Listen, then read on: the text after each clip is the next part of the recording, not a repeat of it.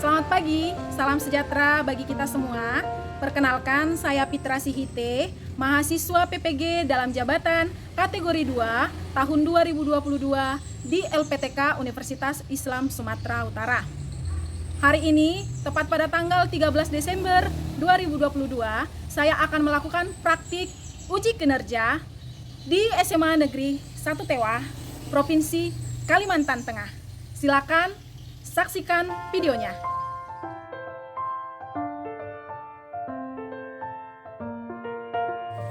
Selamat pagi semuanya. Pagi. Ya, bagaimana keadaannya? Sehat. Ada yang sakit? Tidak. Ya. Baik. Sebelum kita memulai pembelajaran, ada baiknya kita mengucapkan syukur kepada Tuhan. Ibu memohon salah satu siswa untuk memimpin doa pada pagi hari ini. Siapa yang bisa? Baik teman-teman, sebelum kita memulai pelajaran kita pada pagi hari ini, marilah kita bersama-sama berdoa menurut agama kita. Bismillahirrahmanirrahim. Ya Allah, sekarang pada pagi hari ini kami ingin memulai pelajaran. Kiranya Engkau berilah roh hikmat, kepintaran, kecerdasan agar kami bisa berpikir dengan baik. Berilah juga kesehatan, kekuatan para guru yang mengajar kami pada pagi hari ini. Rabbana atina fid dunya hasanah wa fil akhirati hasanah wa qina adzabannar. Walhamdulillahirabbil alamin. Amin. Baik, Ibu akan mengecek kehadirannya dulu. Silakan nanti dijawab dengan suara yang lantang. Olivia, Hadir Bu. Roni, Hadir Bu. Clara, Hadir Bu. Kartika, Hadir Bu. Prima, Hadir Bu. Benjero, Hadir Bu. Revalina, Hadir Bu. Tiara, Hadir Bu. Leonaldi, Hadir Bu. Ahmad Rizky, Hadir. Hadir Sulistia, Bu. Olivia, Hadir Bu. Ya. semangat dong Olivia. Delia Destria, Hadir Bu. Farel, Hadir Bu. Sugus. Hadir Bu. Iya, semuanya hadir ya dengan penuh semangat. Apa sudah siap belajar hari ini? Siap, Bu. Ya, baik. Sebelum kita memulai pembelajaran, untuk membangkitkan jiwa nasionalisme kita, ada baiknya kita menyanyikan lagu wajib dulu atau lagu nasional. Silakan berdiri.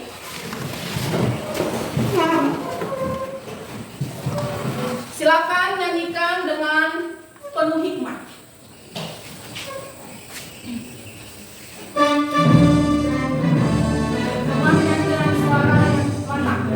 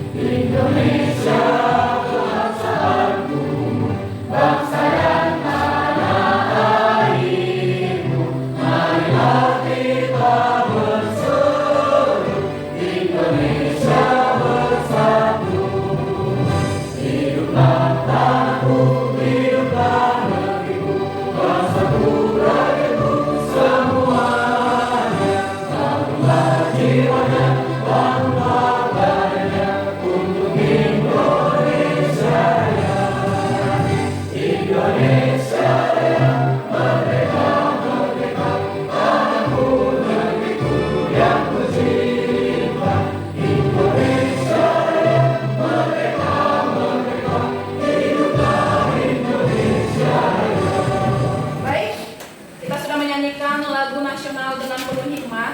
Hari ini kita akan membahas materi tentang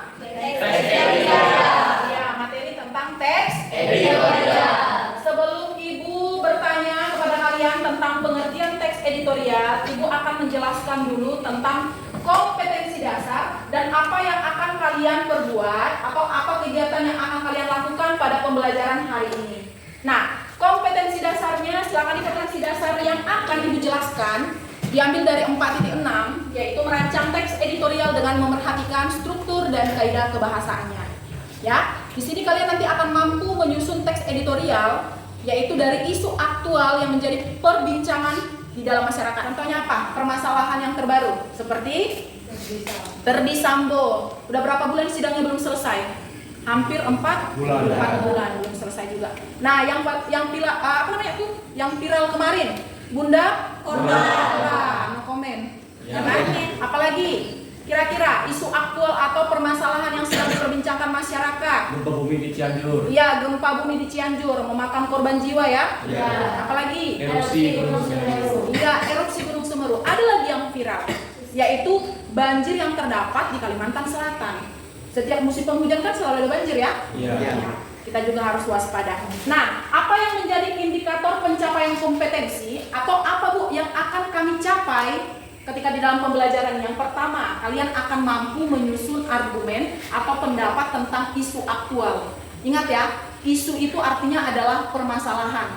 Aktual itu yang sedang diperbincangkan di dalam masyarakat.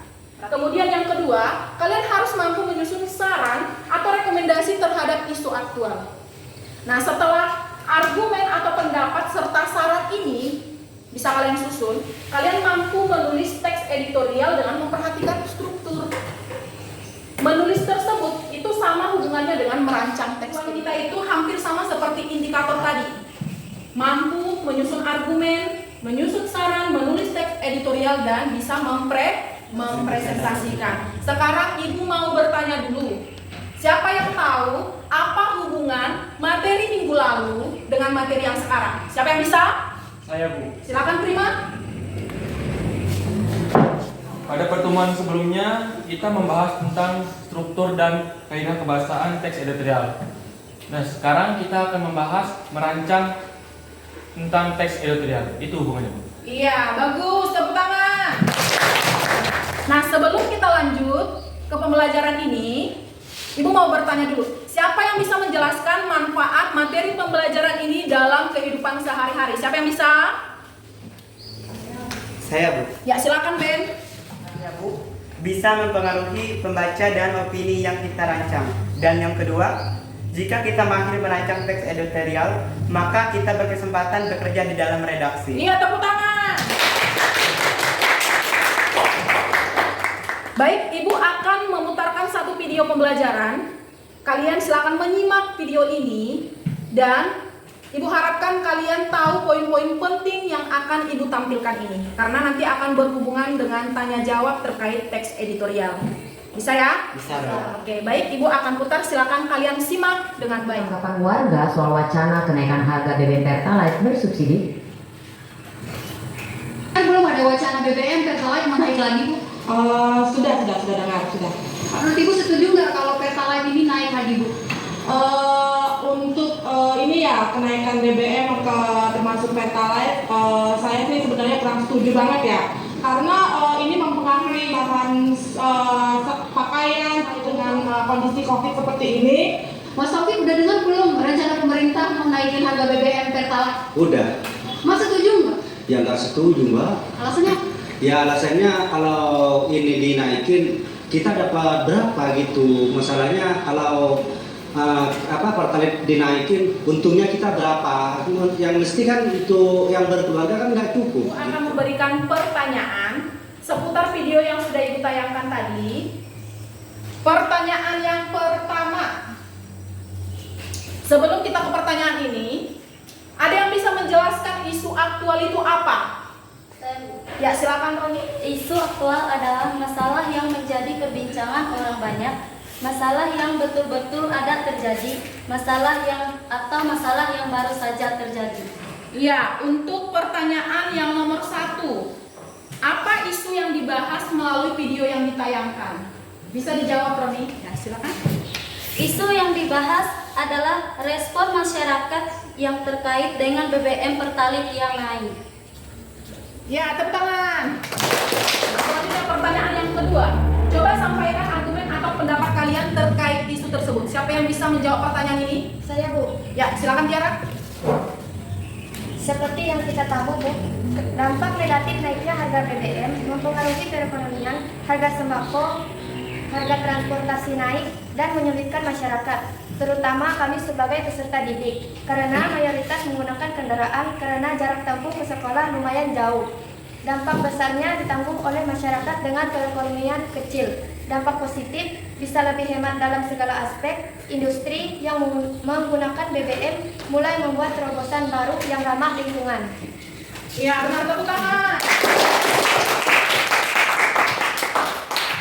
Ya, berarti Tiara memberikan pendapat terkait dampak negatif dan dampak positifnya. Ada hal yang Ibu soroti dari pendapat Tiara yang mengatakan bahwa industri akan memberikan terobosan baru yang dikatakan itu lebih cinta lingkungan ya.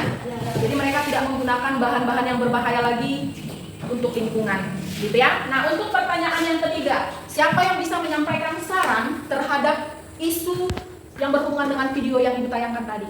Saya, Bu. Ya, silakan Reva. Baik, saran saya mengenai harga BBM yang akan naik. Pemerintah dapat meninjau ulang BBM apakah sudah tepat sasaran kepada masyarakat kecil, karena target pemerintah adalah untuk memakmurkan masyarakat kecil, dan pemerintah harus memikirkan dampaknya kepada masyarakat kalangan menengah ke bawah. Sekali ya di kelas ini aktif sekali dalam menjawab pertanyaan.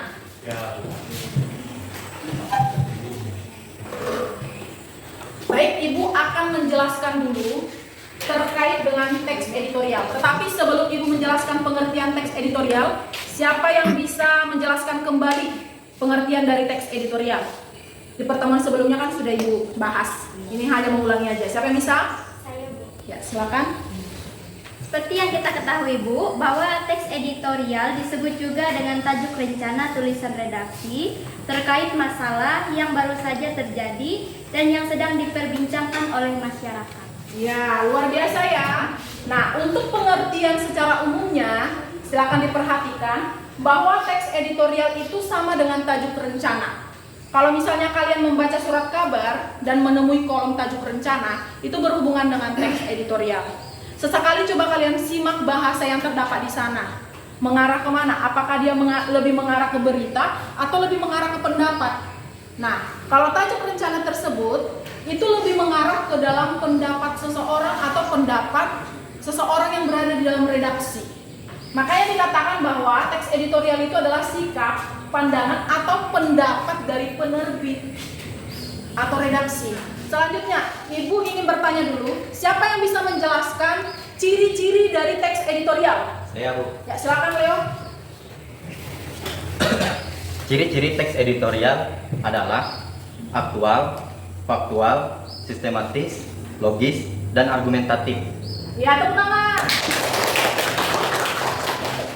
Ya, aktual, sistematis, faktual, logis, argumentatif. Nanti akan Ibu jelaskan lebih lanjutnya terkait tersebut. Nah, yang bisa yang bisa menjelaskan kembali struktur dari teks editorial. Siapa yang bisa? Saya. Ya, silakan Rizky. Pernyataan pendapat berisi sudut pandang penulis terhadap permasalahan yang diangkat, serta argumen, bentuk alasan atau bukti yang harus dipercaya. Selanjutnya, pernyataan ulang pendapat berisi pernyataan kembali disertai fakta. Oke? Iya, luar biasa ya Rizky ya, tepuk tangan.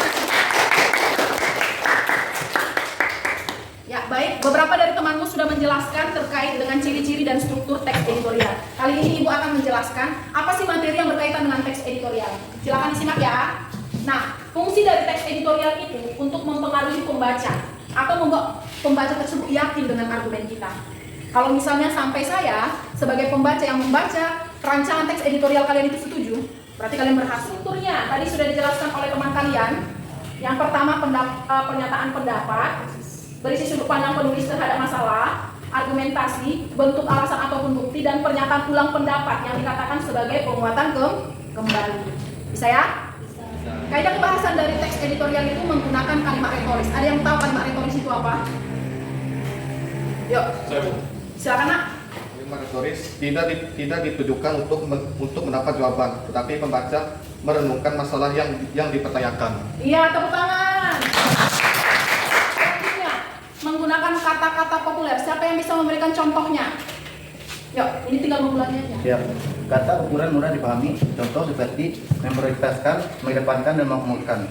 Kata ganti tunjuk, contohnya seperti ini, itu. Dan kausalitas seperti sebab, karena, akibat, dan sehingga. Iya, kausalitas ya Nak ya? Ya. Nah, sebab, karena, akibatnya, dan sehingga. Iya, maka juga bisa. Itu dikatakan sebagai kausalitas. Ya, terima kasih Subuh. Silakan dulu meminta satu orang siswa untuk membacakan cara menulis teks editorial ini dengan suara lantang. Siapa yang bisa? Saya, Bu. Ya, silakan Olivia. Cara menulis teks editorial. Simak isu aktual dan 2-3 kali, data isu-isunya dan rumuskan menjadi pernyataan umum. Cari data pendukung atau koran, jurnal, buku, artikel, internet, dan lain-lain. Rincikan data dan analisis menjadi sebuah argumen. Buatlah saran atau rekomendasi untuk memberikan solusi. Tuliskan hal-hal di atas dalam sebuah teks editorial dengan panjang tulisan 8-10 paragraf. Iya, nah itu adalah contoh teks editorial dengan struktur dan kaidah kebahasan. Nanti akan Ibu buat slide berikutnya strukturnya. Inilah dia teksnya. Sikap kedua pemerintah soal kenaikan BBM. Nah, masih berkaitan tadi dengan isu yang kita buatkan. Silakan. Nah, untuk strukturnya, ini berhubungan tadi dengan wacana yang telah Ibu tampilkan itu. Sikap mendua terkait kenaikan BBM. Ini dia. Sikap dan keputusan pemerintah soal BBM kembali menimbulkan kontroversi di kalangan masyarakat Indonesia. Nah, bahasanya pun bahasa-bahasa baku. Nah, sekarang Ibu meminta kalian untuk membentuk kelompok terdiri dari 5 orang. Satu kelompok 4-5 orang ya. Yuk, silakan.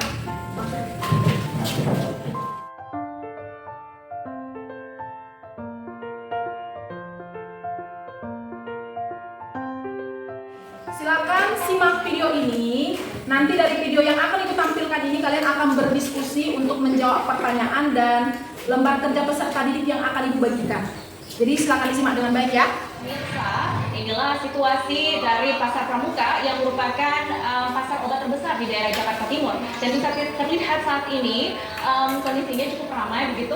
Dan juga seperti yang kita ketahui bersama, ini merupakan 3 hari setelah Kementerian Kesehatan mengeluarkan surat edaran berisi pelarangan peredaran maupun konsumsi obat-obatan berjenis cair, baik itu dalam bentuk sirup maupun vitamin. Dan 1 hari setelah surat edaran tersebut keluar dari pemerintah, kemudian Badan Pengawas Obat dan Makanan juga mengeluarkan hasil uji coba terhadap 26 sirup dan ternyata 5 diantaranya mengandung kandungan berbahaya yang itu dari kemasan botol plastiknya itu yang mengandung etilen itu gitu. Jadi bukan pihak produsen yang memasukkan zat etilen itu ke kemasannya. Nah, tapi nggak boleh lah, takut bahaya ya. Ntar kasihan anaknya kalau emang kayak beracun atau apa gitu, misalnya itu harus ditarik, harus dihilangin. Jadi anak-anak harusnya kasih yang apa puyen, misalnya kalau buat anak kecil ya, kayak puyen, paracetamol ditarik. Yang mengakibatkan gagal ginjal anak-anak itu ya harus ditarik seluruhnya. Ya, saya rasa harus sudah diperintahkan untuk ditarik dan dimusnahkan kalau jadi itu tidak boleh beredar lagi seperti itu. Ya, Bunga, memang meskipun belum ada keterangan pasti dari Badan Pengawas Obat dan Makanan terkait kandungan etilen tersebut yang mengakibatkan penyakit gagal ginjal akut kepada anak-anak yang terjadi belakangan, namun para pedagang mengaku bahwa mereka akan memberhentikan sementara penjualan obat tersebut dan mereka menunggu kepastian dari pemerintah, BPOM maupun produsen yang memproduksi obat tersebut untuk kemudian mereka mendapatkan arahan bagaimana selanjutnya yang diperlukan dari para pedagang obat-obatan tersebut. Dari Jakarta kembali ke studio. Mau bertanya kepada Sulistia, mana Sulistia? Ya. Mengapa isu atau permasalahan yang dibahas cukup serius? Baik, kalian akan berdiskusi. Ibu akan membagikan LKPD, lembar kerja peserta didik. Silakan berdiskusi dengan serius kepada temannya dan secara aktif ya.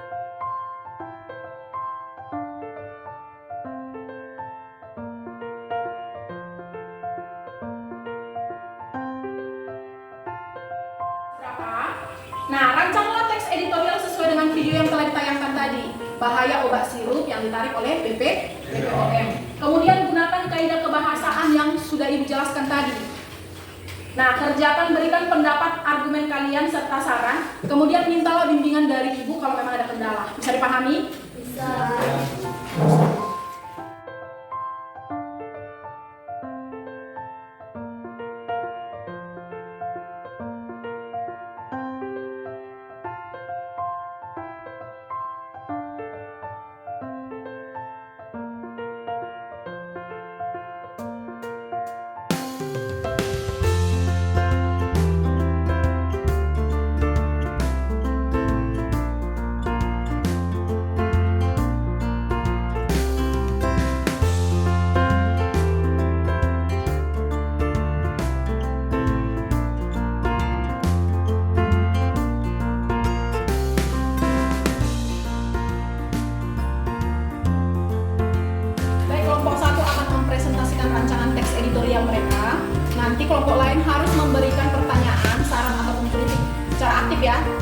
Kepada kelompok 1 dipersilakan. Selamat pagi teman-teman semua. Baik. Tak kenal maka tak sayang, maka perkenalkan kami kelompok 1 yang beranggotakan dari sendiri Kartika, Saya Prima. saya Olivia. Baik, kami akan membacakan tentang teks editorial dengan judul Bahaya Obat Sirup Terhadap Anak-anak. Kesehatan adalah salah satu anugerah yang diberikan Tuhan untuk setiap manusia. Namun ada kalanya kita jatuh sakit, tentunya kita membutuhkan pertolongan utama untuk diri sendiri dengan minum obat yang dijual di apotek. Tetapi ada saja ulah oknum yang tidak bertanggung jawab yang baru-baru ini membuat obat sirup yang terkhusus untuk anak-anak dengan menambah bahan kimia yang berbahaya bagi kesehatan. Padahal kesehatan anak-anak adalah salah satunya kebahagiaan setiap orang. Contoh bahan kimia yang terkandung dalam obat sirup adalah etilen glikol dan dietilen glikol yang di beberapa negara. Badan Pengawas Obat dan Makanan BPOM telah menerbitkan 5 daftar obat sirup yang mengandung cemaran serupa. Obat-obat tercemar yang diduga menjadi penyebab gangguan ginjal akut ini ditemukan usai BPOM melakukan perluasan samping dan pengujian terhadap produk sirup obat paracetamol Brax, paracetamol rasa berpeppermint dan pikal sirup. Nah, ini ada beberapa contoh obat sirup yang mengandung etilen glikol. Contohnya Turmeric sirup obat demam, Flurim DMP sirup, Unibel Kurt sirup, Unibel demam sirup, Unibaby demam drops.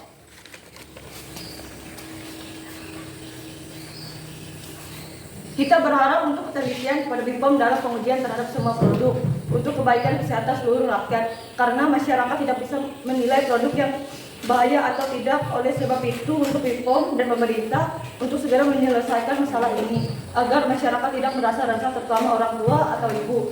Orang tua mana yang tidak terluka melihat si buah hatinya sakit bahkan sempat mengalami kematian. Waspada obat sirup berbahaya. Di Kalimantan sendiri belum ditemukan obat sirup berbahaya. Jadi saya harap pemerintah di Kalimantan Tengah dapat lebih meninjau ke daerah pelosok agar mengetahui obat sirup berbahaya. Terima kasih. Tepuk tangan. Dari penjelasan kami tadi, ada teman-teman yang ingin bertanya, silakan.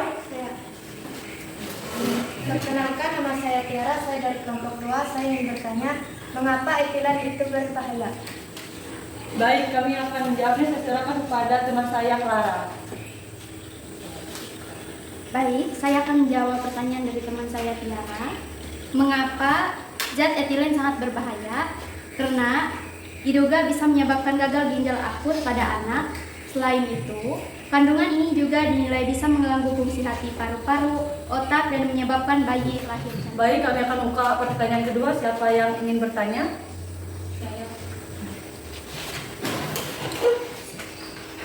Baik, di sini saya ingin bertanya kepada teman tentang apa solusi yang bisa diberikan pemerintah terhadap bahaya obat sirup untuk anak-anak tersebut. Terima kasih. Kelompok 3 telah memberikan pertanyaan. Pertanyaannya akan dijawab oleh teman saya Olivia.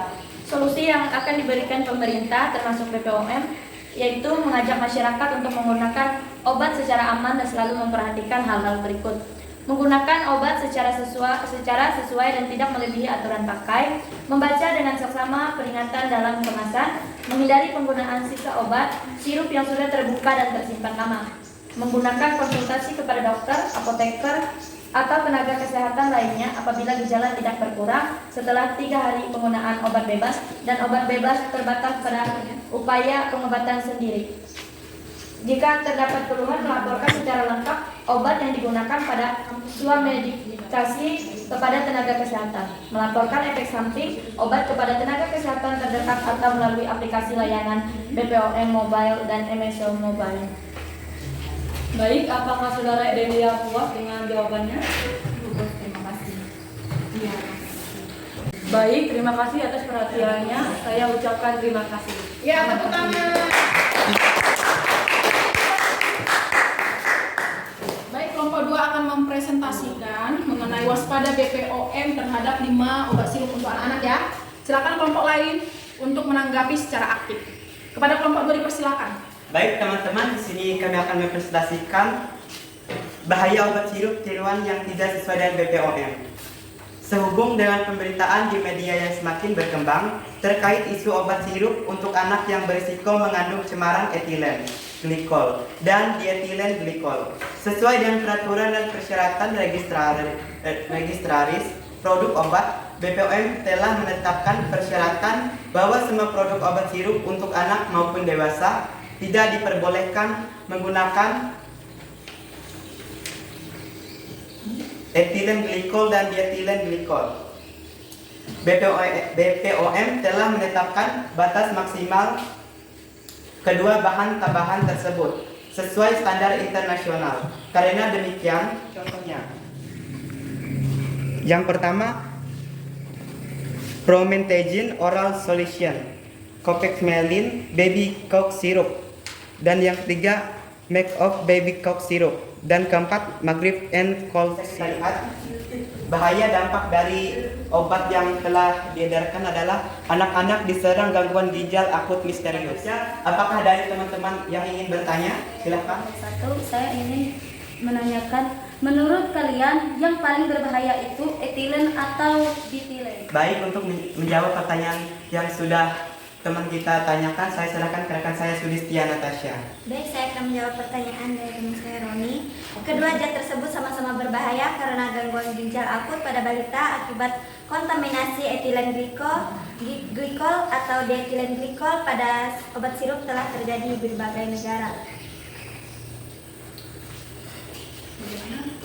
Karena itu cukup berbahaya jika dikonsumsi bagi manusia dan balita.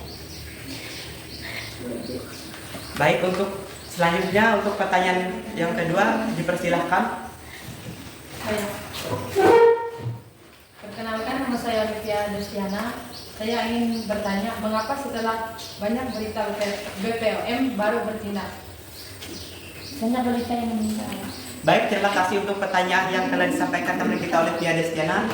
Untuk menjawab pertanyaan saya serahkan kepada teman saya Revalina. Saya akan menjawab pertanyaan dari teman kita Olivia. Disebabkan karena banyaknya kecurangan masyarakat yang membuat replikat obat dengan kemasan yang berbahaya sehingga setelah beberapa balita yang meninggal, BPOM baru bertindak. Baik teman-teman, itulah presentasi dari kami. Terima kasih atas perhatiannya. Kesekian tanpa kekasih, sekian dan terima kasih. Oke, tepuk tangan kalian. Tadi sudah mempresentasikan bahaya obat sirup terhadap anak-anak. Nah, adakah hambatan yang kalian hadapi ketika merancang teks editorial? Siapa yang? Oh ya, silakan Benjiro. Untuk menyesuaikan kaidah kebahasaan teks editorial kami masih dalam kesulitan, Bu. Apakah ada solusinya, Bu, untuk kami? Oh ya, pertanyaan yang sangat bagus ya dari Benjiro. Ya, memang dalam merancang teks editorial ini tidak boleh sembarangan ya. Memang kita dibutuhkan keuletan dalam merancang teks editorial karena biasanya ini adalah pendapat dari redaksi. Nah, solusi yang bisa Ibu tawarkan, yang pertama kalian itu harus banyak membaca referensi. Misalnya, seperti tajuk rencana, opini, teks editorial yang ada di koran, surat kabar. Sekarang kan sudah ada secara paper pun ada, secara kertas ada, secara online ada ya kan. Nah, kalian coba baca, pelajari kosakatanya, kaidah kebahasaannya, apa biasanya kosakata yang digunakan dalam merancang teks editorial. Kemudian terus-menerus berlatih untuk menulis teks editorial. Mau dia benar atau salah dalam penulisannya tidak masalah, kan bisa direvisi lagi, bisa diedit lagi. Gitu ya Ben? Ya, benar. Ya, pertanyaan yang sangat bagus. Ya, adakah yang bisa menjelaskan kesimpulan pembelajaran kita hari ini? Siapa yang bisa? Saya, Bu. Silakan, Nak. Adapun teks yang kami sudah pahami yaitu teks editorial adalah artikel utama yang ditulis oleh redaktur koran yang merupakan pandangan redaksi terhadap suatu peristiwa berita aktual sedang menjadi sorotan, fenomena, dan kontroversial, menimbulkan perbedaan pendapat. Struktur meliputi 1. Pengenalan isu, 2. Penyampaian pendapat atau argumen, 3. Penegasan. Ciri-ciri bahasa jurnalistik teks editorial. 1. Penggunaan kalimat retoris, 2. Menggunakan kata-kata populer, 3. Menggunakan kata ganti petunjuk, 4. Banyaknya pengguna konjungsi kausalitas. Ya, tepuk tangan. Bagus sekali ya. Beberapa dari kalian sudah ada tadi yang mempresentasikan dengan baik. Ada tadi beberapa siswa yang sudah menonjol, sudah paham teks editorial itu bagaimana. bagaimana merancang teks editorial itu dengan baik juga sudah hampir ke arah ini. Ibu akan memberikan apresiasi berupa nilai kepada kelompok yang sudah presentasi. Nah, untuk kelompok yang lain nanti harus presentasi minggu depan ya. Ya, baik. Presentasi minggu depan. Baik, kelompok 1, Ibu kasih nilai 90, tepuk tangan. Nah, kelompok 2, nilainya 90 juga, tepuk tangan. Ya, nah instrumen penilaian diskusi itu tadi kalian sudah berada pada cakupan nilai 100 ya, hampir ke nilai 100. Baik, semuanya sudah paham bagaimana merancang teks editorial, sudah sangat bagus, Ibu acung jempol. Sekarang kita tiba untuk mengakhiri pertemuan kita pada pagi hari ini. Tapi sebelumnya Ibu akan menyampaikan bahwa pertemuan kita yang selanjutnya masih berkaitan untuk mempresentasikan rancangan teks editorial yang sudah kalian buat. Bisa ya? Bisa. Baik, sebelum kita akhiri pembelajaran kita, Ibu minta dulu satu orang siswa untuk memimpin doa penutup. Kepada Olivia dipersilakan. Teman-teman, sebelum kita mengakhiri pembelajaran kita, marilah kita berdoa menurut agama dan keyakinan kita masing-masing. Berdoa dimulai. Allah Bapa yang baik, Allah Bapa yang bertata di dalam kerajaan surga, puji dan syukur kami panjatkan kehadiran-Mu yang kudus. Ya Tuhan, sekarang kami anak-anak-Mu telah menyelesaikan pembelajaran kami. Kiranya apa yang kami pelajari pada hari ini dapat kami mengerti dan dapat kami ingat dan kami terapkan dalam kehidupan kami hari lepas hari.